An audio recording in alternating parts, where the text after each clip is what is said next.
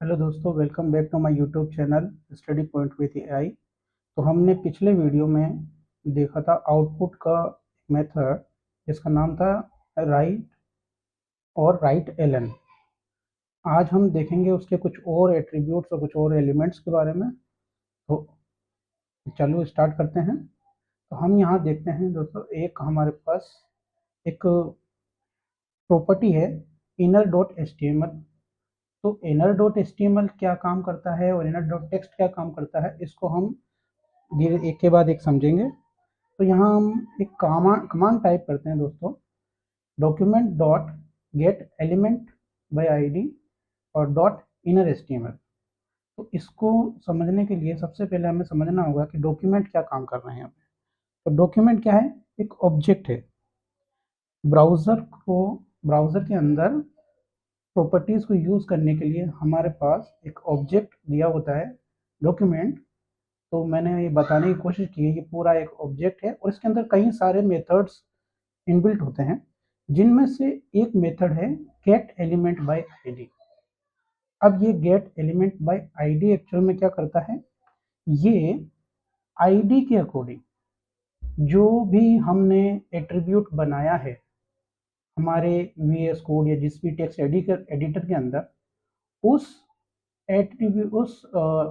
Element के अंदर ID attribute के अंदर जो भी लिखा होगा, ये क्या करेगा, उस एट्रीब्यूट को पूरे HTML कोड में सर्च करेगा और सर्च करके इसका एड्रेस, इस टैग का एड्रेस हमें यहाँ पर ला करके दे देगा। बस इसका इतना काम होता है। डॉक्यूमेंट के अंदर एक मेथड है, ये मेथड क्या करेगा, इस एट्रीब्यूट का एड्रेस हमें ला करके दे देगा। अब हमारे पास इस एड्रेस की पूरी लोकेशन हमारे पास आ गई है। अब इस एड्रेस के थ्रू हम क्या कर सकते हैं, कुछ भी डेटा इसके अंदर डाल सकते हैं। तो मैंने ये सर्किल इसलिए बनाया ताकि आपको पता चले कि पी जो इसमें टैग है वो एक्चुअल में क्या काम कर रहा है। ये पैराग्राफ क्रिएट कर रहा है, पैराग्राफ की बॉर्डर हो गई है पूरी। इसके अंदर अब हमें डेटा इंसर्ट करवाना है। तो इंसर्ट करवाने के लिए हमारे पास दो तरीके से हम यहाँ पे करवाते हैं। पहला तरीका है इनर डॉट एचटीएमएल के थ्रू। तो अगर हम बात करें इनर डॉट एचटीएमएल की, तो इनर डॉट एचटीएमएल एक्चुअल में क्या करता है, ये एचटीएमएल एलिमेंट के अंदर की प्रॉपर्टीज को चेंज करने का काम करता है। मतलब ये क्या करेगा, अगर मैंने यहाँ पे हेडिंग टैग लगाया है तो इस हेडिंग टैग को भी अप्लाई करेगा इस टेक्स्ट के ऊपर और इसकी प्रॉपर्टीज को चेंज करके इस टेक्स्ट को मेरे HTML पेज पर लोड कर देगा। तो ये काम करता है इनर HTML प्रॉपर्टीज की। ठीक है, तो यहाँ पर हम दूसरा तरीका क्या है इसका, इनर डॉट टेक्स्ट। अगर मैं यहाँ पर लिखूँ इनर डॉट टेक्स्ट, तो क्या होगा, हमारे एलिमेंट के अंदर HTML एलिमेंट के अंदर जो टेक्स्ट होगा उसको यहाँ प्रिंट करेगा। मतलब अगर मैंने इस इन्वर्टेड कोमा के अंदर जो भी लिखा है वो एज इट इज प्रिंट हो जाएगा। यहाँ हेलो नहीं दिखेगा, यहाँ हमारे को पूरा कंप्लीट सेंटेंस लिखा मिलेगा H2 और ये कंप्लीट सेंटेंस आपका। तो ये दोनों में फर्क है। HTML इनर HTML क्या करेगा, इसकी प्रॉपर्टीज को यूज करते हुए हमारे टेक्स्ट को ऐड कर देगा और यहाँ पर हमारे को विथ फॉर्मेटिंग जो हमने टेक्स्ट अप्लाई की है वो टेक्स्ट अप्लाई करके हमारे टेक्स्ट को यहाँ पे प्रिंट करेगा। जबकि इनर टेक्स्ट क्या करेगा, सिर्फ अंदर के टेक्स्ट को एज इट इज प्रिंट करा देगा हमारे ब्राउजर के ऊपर। तो हमारे ब्राउजर पर अगर कुछ प्रिंट करवाना है तो हम इनर डॉट HTML और इनर डॉट टेक्स्ट इन दोनों की हेल्प से कर सकते हैं। तो हम इसका एक बार छोटा सा एग्जांपल देख लेते हैं। तो ये हमारा HTML VS कोड है, इसके अंदर हम इसको प्रैक्टिकली परफॉर्म करके देखते हैं इनर डॉट HTML को। तो जैसे एक एग्जांपल के तौर पे मैं यहाँ पर लिखता हूँ heading 1 और हेलो एंड वेलकम, और इसको मैं बंद करता हूँ। तो इसको जब मैं सेव करता हूँ,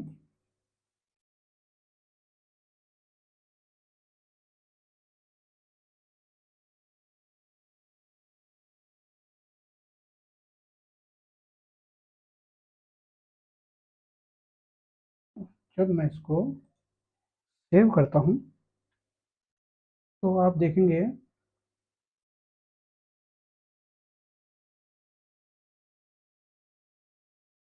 कि यहाँ पर जो मैंने मेरे VS कोड में लिखा था वो यहाँ पर पेस्ट हो गया। अब मैं यही काम मेरे स्क्रिप्ट में जावा स्क्रिप्ट के थ्रू करने की कोशिश करता हूँ। तो यहाँ जब मैं लिखता हूँ दोस्तों, क्या इसके पहले हमें क्या लगाना पड़ेगा, स्क्रिप्ट टेग लगाना पड़ेगा। स्क्रिप्ट एक्सटर्नल और इंटरनल क्या होते हैं वो भी हम ऊपर देख चुके हैं। तो यहाँ पर हम लिखते हैं document dot gate element, double E type करके एंटर कर दीजिए, तो ये ऑटो कंप्लीट हो जाता है। अब यहाँ पर मुझे क्या करना पड़ेगा, इसको कुछ आईडी देना पड़ेगा जिसके थ्रू मैं क्या कर सकता हूँ, उस टैग को, उस टैग के एड्रेस को मैं एक्सेस कर सकूँ। तो उसके लिए मैं यहाँ क्या करूँगा,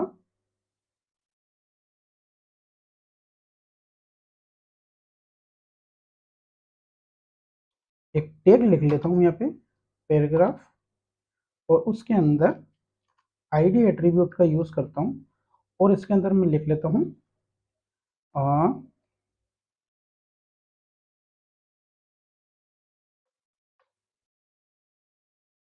वेलकम। आईडी आप कुछ भी दे सकते हैं, उसमें कोई दिक्कत नहीं है। तो जो आई इसको आपको क्लोज भी करना पड़ेगा, आप ये क्लोज कर दिया आपने, ठीक है।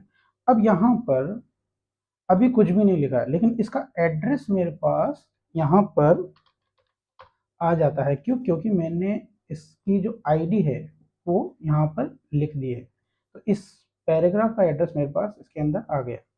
तो अब यहाँ एड्रेस आने से क्या हुआ, जो हमने अभी स्लाइड के अंदर देखा था, तो हमारे पास एक स्क्वायर क्रिएट हो जाएगा, यहाँ पे एक लोकेशन क्रिएट हो जाएगी जहाँ पर मैं क्या कर सकता हूँ, मेरे डेटा को एंटर करा सकता हूँ। उसके बाद मैं लिखता हूँ डॉट इनर डॉट HTML, और इसके अंदर इन्वर्टेड कोमा लगा करके कोई भी फॉर्मेटिंग अप्लाई कर सकता हूँ। जैसे हम यहाँ पे लिखते हैं दिस इज क्रिएटिव टास्क, और इसको मैं क्लोज करता हूँ। और जब मैं इसको सेव करता हूँ तो देखिए यहाँ पर एक टेक्स्ट जनरेट हुआ है। अब यहाँ पर जैसे यहाँ पर हेडिंग टैग काम कर रहा था, उसी तरह से मुझे इसमें भी काम कराना है। तो मैं सिंपली क्या करूँगा, यहाँ पर टैग लगा दूंगा हेडिंग 1, और यहाँ पर भी हेडिंग को क्लोज कर दूंगा। तो जैसे ही मैं इसको सेव करता हूँ तो यहाँ पर मेरा एज इट इज़ वैसा ही टेक्स्ट हो जाता है जैसा मैंने HTML टैग के अंदर टाइप किया था। अब ये तो हो गया HTML, इनर HTML टैग। अब हम देखते हैं इनर टेक्स्ट की बात करते हैं। तो यहाँ पर मैं लिखता हूँ इनर टेक्स्ट, और यहाँ हमें ध्यान रखना है फ्रेंड्स कि यहाँ जो टी होगा वो कैपिटल रखना है। जब मैंने इसको टेक्स्ट में कन्वर्ट किया और इसको जैसे ही मैं सेव करता हूँ तो यहाँ देखिए इसकी फॉर्मेटिंग हट गई है, जो इन्वर्टेड कोमा के अंदर लिखा था वो एज इट इज पेस्ट हो गया है। तो ये इन दोनों में डिफरेंस है कि इनर टेक्स्ट के अंदर आप जो भी लिखोगे वो एज ए टेक्स्ट आपकी ब्राउजर पर प्रिंट हो जाएगा, और अगर आप HTML लिखते हो इनर HTML तो आपकी टैगिंग की प्रॉपर्टीज भी यहाँ पर अप्लाई हो जाती है, और आपको विथ फॉर्मेटिंग आपको आपका टेक्स्ट आपकी ब्राउजर पर दिखाई देने लगता है। तो ये दोनों इनमें फर्क था दोस्तों। चलिए हम आगे चलते हैं।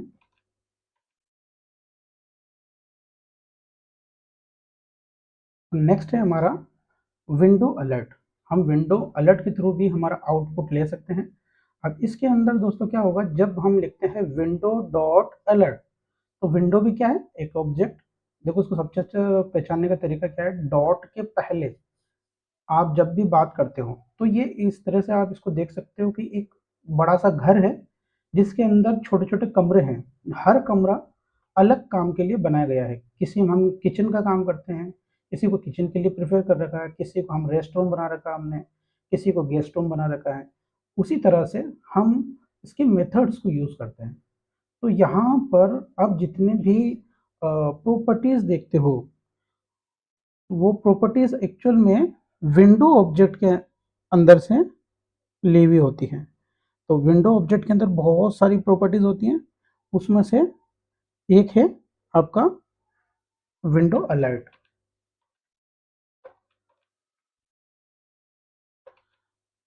और अगर हम बात करें दोस्तों इसकी विंडो ऑब्जेक्ट की, तो इसके अंदर विंडो एक एक्चुअल में विंडो क्या है, एक कीवर्ड है।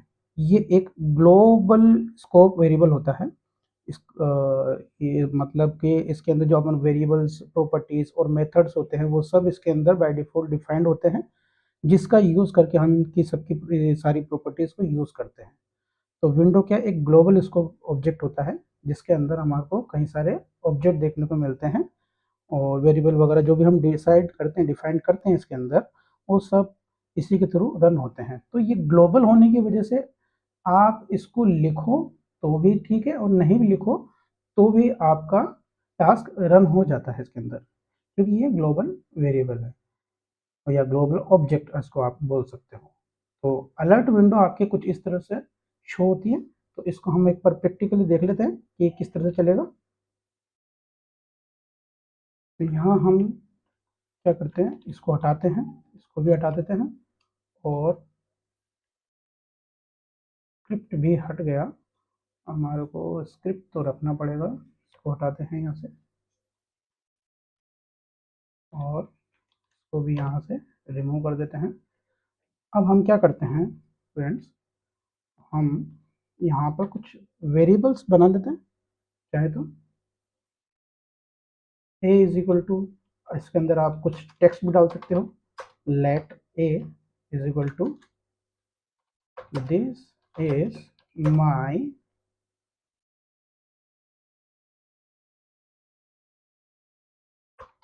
Study point.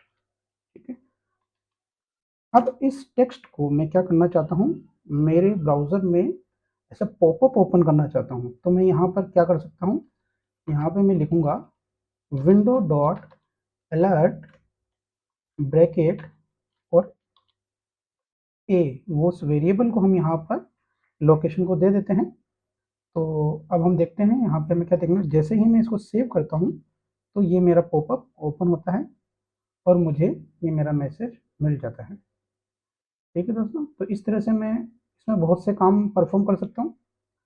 आप चाहो तो इसके अंदर डायरेक्ट कैलकुलेशन भी कर सकते हो।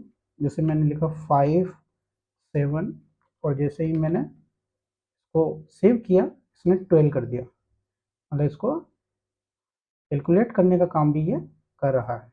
दूसरी बात हम देखते हैं इसको विंडो, क्योंकि ग्लोबल वेरिएबल है तो इसको आप हटा भी सकते हो। हटा करके अगर आप चलाते हो तो आपको सेम रिजल्ट आपको यहाँ देखने को मिलता है। तो ये है आपका विंडो अलर्ट आउटपुट मेथड। तो अगर हम बात करें दोस्तों आउटपुट का अनदर मेथड कंसोल लॉग, ये क्या काम करता है दोस्तों, इसका काम एक्चुअल में हम डायग्नोस्टिक के लिए या डीबगिंग के लिए यूज़ में लेते हैं। जब हमें कुछ मेथड ब्राउज़र के टर्मिनल में ओपन करके देखना है कि इसमें आउटपुट आता है या नहीं आता है, कुछ एरर अगर आ रही है तो वो मैं किस तरह से फाइंड आउट करूँगा। तो वो सारी चीज़ हम कहाँ देखते हैं, टर्मिनल के अंदर। ठीक है, तो विंडो ये कंसोल डॉट लॉग जो मेथड है ये आपके आउटपुट को रन करता है इन द टर्मिनल। जैसे आपने यहाँ पर एक वेरिएबल बनाया, उस वेरिएबल को अगर आप कंसोल डॉट लॉग के अंदर आप डाल देते हो, जैसा मैंने पहले बताया दोस्तों, कंसोल क्या है, एक ऑब्जेक्ट, और डॉट लॉग, लॉग क्या है, एक मेथड या फंक्शन, किसका, कंसोल का, जिसके थ्रू मैं क्या करूँगा, इसको प्रिंट करा सकता हूँ। अब मैंने इन्वर्टेड कोमा के अंदर जो दिया है वो string as a as it is print हो जाएगी। कोमा के बाद मैंने मेरे वेरिएबल को डायरेक्ट यहाँ पे दे दिया है, तो उसके बाद मेरे वेरिएबल की वैल्यू फेस हो जाएगी। तो इसको चलाने का तरीका स्टेप बाय स्टेप आपको देखना। पहले आपको अपना कोड लिख लेना है स्क्रिप्ट के अंदर, जावा स्क्रिप्ट के अंदर। उसके बाद हम जब ब्राउजर में जाते हैं, ब्राउजर में जाने के बाद आपको यहाँ पर राइट क्लिक करना है। राइट क्लिक करने के बाद अगर आप देखो यहाँ पर आपको इंस्पेक्ट एक ऑब्जेक्ट दिखेगा, आपको इस इंस्पेक्ट ऑब्जेक्ट पे क्लिक करना है। इंस्पेक्ट पे क्लिक करने के बाद आपके पास जो विंडो ओपन होगी उसके अंदर आपको कंसोल पे क्लिक करना है। तो यहाँ हमें हमारा आउटपुट दिखाई देगा। तो इसको हम प्रैक्टिकली एक बार करके देख लेते हैं।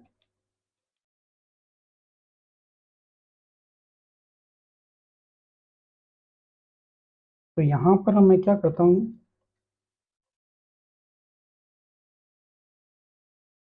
यहाँ मैं वेरिएबल के अंदर एक ही वैल्यू कर देता हूँ 45, और यहाँ मैं लिखता हूँ कंसोल डॉट लॉग।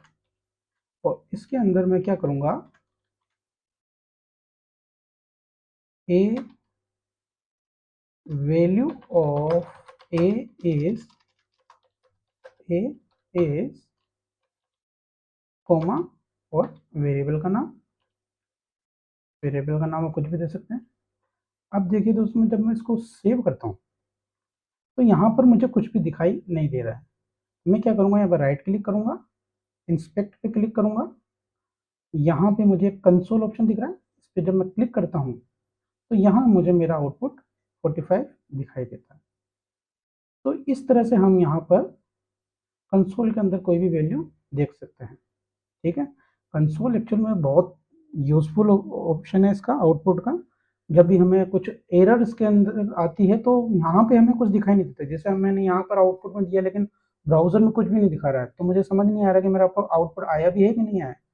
लेकिन आपको कंसोल में जब आप जाकर के देखते हो तो आपको यहाँ पर आपका जो भी आउटपुट है वो दिखाई देता है। आपके एरर मैसेज, जो भी आपके प्रोग्राम में कुछ भी एरर अगर आती है कॉन्स्टेंट रिलेटेड या वटेवर, वो सारी एरर आपको यहाँ पर ही शो होती है। तो ये थे हमारे आज के output methods. Thank you very much.